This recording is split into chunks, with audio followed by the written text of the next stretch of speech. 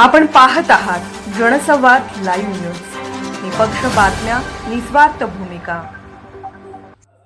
असं मी म्हणेन, मी बारी पडण्यापेक्षा कोल्हापूरकरांची ताकद आहे की एकटं लढत असताना सुद्धा तमाम कोल्हापूरकर माझ्या पाठीशी उभे राहिले आणि लाखो मतं या आमच्या उमेदवारांना देण्याचं काम कोल्हापूरकरांनी त्या ठिकाणी केलेलं आहे. 15 जानेवारी काँग्रेस घरी असं एखादी त्यांनी 75 का 78 सीटा येणार म्हणून सांगितलं होतं भाजपच्या.